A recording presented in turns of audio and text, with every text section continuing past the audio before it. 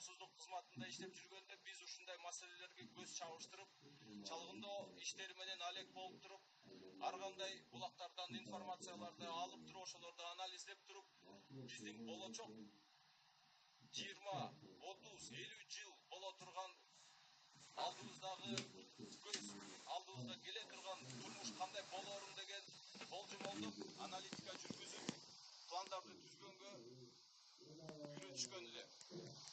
Анан мынакей канча президенттер алмашты, канчасы качты, 26 жыл мынакей өттү. Акаев менен Бакиевтердин мынакей азыркы убакытта болуп аткан саясатчылардын иш аракетинин кесепети ушул. Биздин деген алдыбызда жаткан бутубуздун алдындагы алтындын баарын алдырып ийип, ошо менен кур калып калды. Эми мындан тышкары биз эмнени сата алабыз? Ошол жөнөкөй эле суроого жооп издеп көргүлө. Эмнебиз калды? Алтын жок. 4000 лицензияны таратып ийди, 4000 лицензиянын баарын деген алып барып туруп, чет мамлекеттик банктарга залог таштап туруп, аяктан кредит алып алып туруп, ошолорду саткан чиновниктердин баары качып кетет. 4000 лицензия калат банктарда залогто. Алар деген эртеси күнү келет бияка. Келгенден кийин айтат, мынакей силердин мамлекетиңер берген лицензия бизде калыптыр, ушул кем биздики дейт. Ошентип 4000 лицензияга чет мамлекеттик банктарга кредитке деген залог коюлган гендерибизден айрылабыз ошентип. Андан тышкары эмнени сата алабыз? Мынакей бардыгыңарга. Эмнени сата алабыз? Биздин деген эң негизги булак бул суу болот. Ичимдикке жарай турган таза агын суу. Биздин Борбор Азиябызда экили өлкөдө бар. Ал өлкө. Биздин Кыргызстандын башындагы болгон бүт тоодогу мөңгүлөр, анан Тажикстандын мөңгүлөрү. Тажикстандын мөңгүлөрү болсо, мынакей атайын көчө Нурекский гэсти салабыз деп, индиялыктар менен пакистандыктар менен сүйлөшүп, $6 миллиард инвестиция алышып, эң ири чоң гэс салабыз деп туруп, Рахмон барып келип туруп, ошондой келишимдер түзүп келип атат Индияда. Анткени алар ойлонуп атат. Сууну деген эгерде сактап калбасак, сууну үнөмдүү өзүбүз колдоно албасак, анда биздин деген келечегибиз жок экен. Биздин болсо саясатты карагыла. Союз убагында салына турган Камбарада бир гэси мынакей 26 жылдан бери сөз бойдон эле калып келип атат. Эми кымындай 4 гэсти сала албай, чектерге сатып, аны биз отурабыз. Суу, жөнөкөй биз ичип аткан суу. Дүйнө жүзүндө боло турган согуштардын баары суу үчүн болот. Ошон үчүн биз деген мөңгүлөрдүн башында отуруп алып, ошол сууну деген кандай пайдаланабыз, ошондон биз деген өзүбүзгө кандай пайда түшүрөбүз деген суроого келгенде, биздин коңшу мамлекеттер бизге кандай көз караш менен карайт, анан бизге кандай иш аракет кылат, ошол маселесин биз азыр түшүнүп, ошону деген алдын ала иш алып барышыбыз керек. Мынакей 30 жыл алдыда турат. 2050 жылы Саудовский Аравияда нефти түгөнөт.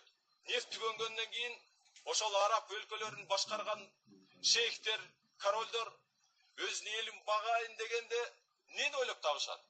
Сатканга нефт жок. Аяка жашайын дегенге суусу жок. Бирдеме өстүрөйүн дегенге жери жок. Ошон үчүн алардын баары каяка жылат? Биз жакка жылат.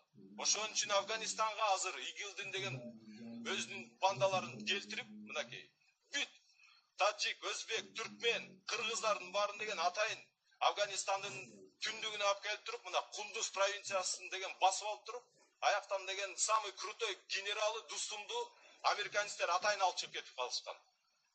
Мына көчө Россиянын телеканалдарынан ачык эле көрсөтүп атышат. Колго түшкөн Афганистандагы таджиктер, өзбектер, биздин кыргыздар айтып атат. Бизди деген атайын алып келип туруп даярдап атат. Таджикстанский границаны өтөсүңөр дагы Борбор Азияга киресиңер деп. Ошолордун баардыгы кимдин акчасына жасалып атат? Көрүп атпайсыңар? Сириядагы болуп аткан боевиктердин баарынан каржылап аткан Катар менен Саудовский Аравия болуп атат. Эң бай өлкөлөр, эң бай өлкөлөр. 30 жылдан кийин Аравияда нефти бүткөндөн кийин алар айласы жок кетип аяка жашаш болбой калат. Көчкөндөн кийин анан биз каяка барабыз? Ошундай биздин деген алдыбызда чоң коркунучтар турат. Ошону алдын ала биздин деген мамлекетти башкарып аткан, мынакей президенттикке аттанып аткан кишилердин ою ошого жеттиби, жеткен жокпу, ким билет?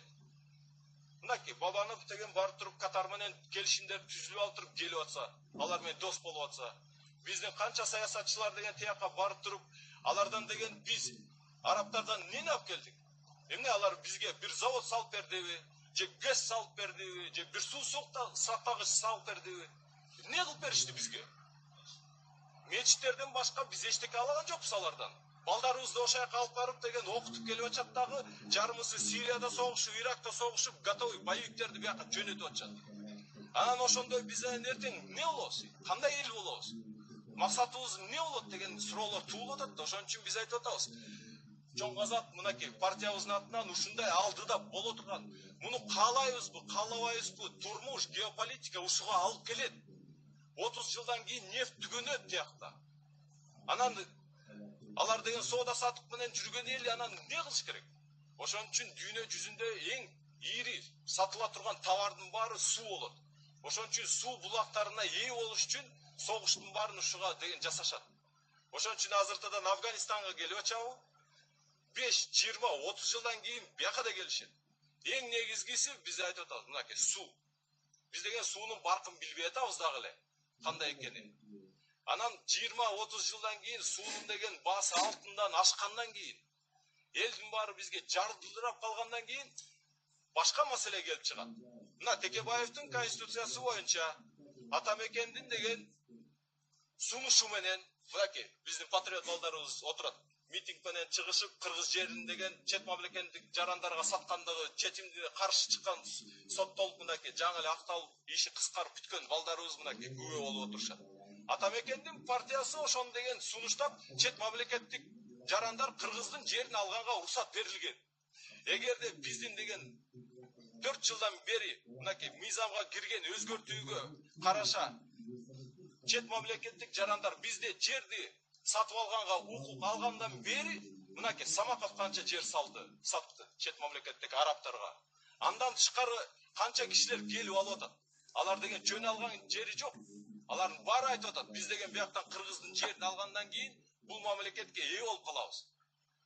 Анан ошентип биз өзүбүздүн жерлерибизди сатып бүткөндөн кийин биздин кокушу мамлекеттер деле айтат да, силердин арабыңар келип туруп жериңерди сатып алып атса, биз деген силердин деген боордош, бир түрк тилдүү, баарыбыз каныбыз бир, тукумубуз бир эл болуп туруп, анан бизге деле сатып, бизге айтып койбойт белеңер, арабтарга сатпай, биз эле алып коет элек деп, анан доосун айтат да.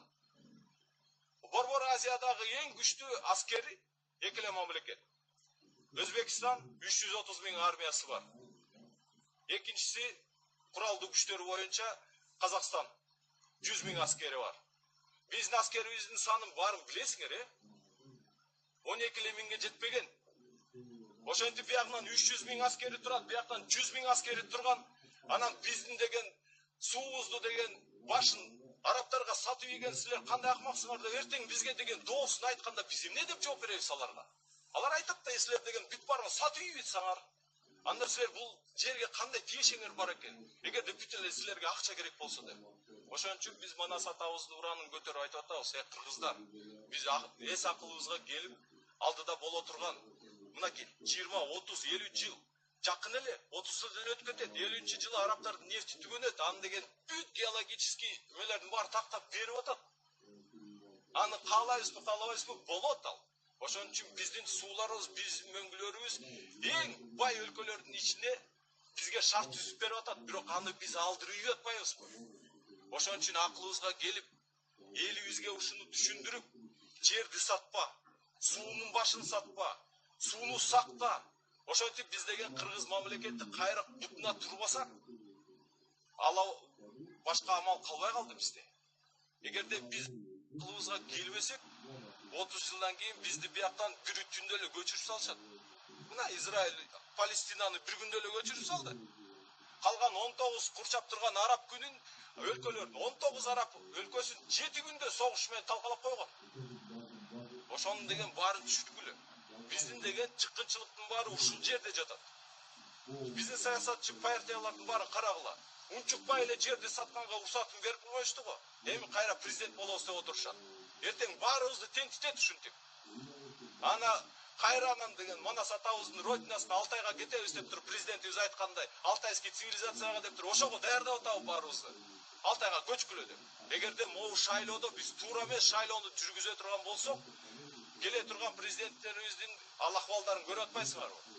Эмне ошо Темир Сариев менен Бабанов ошентип кыйратып ийеби?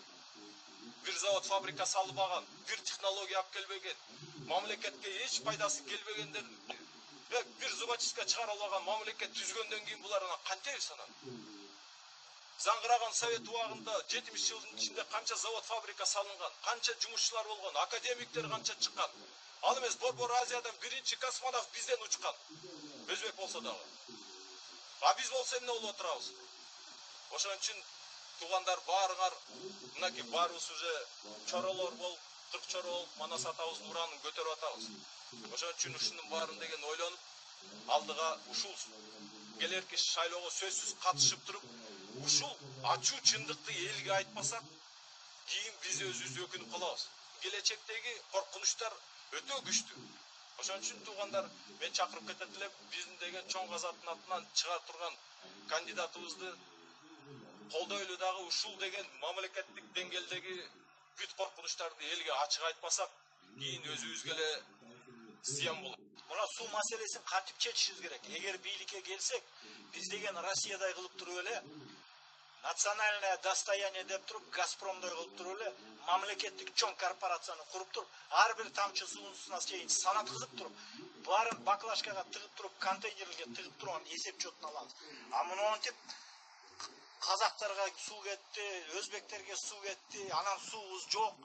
Өзгөр уй албайсыңарбы? Дарыяларыбыз бар, суубуз жок. ГЭСтерибиз бар, светибиз жок. Биз эмне деген мамлекетти куруп жүрөбүз?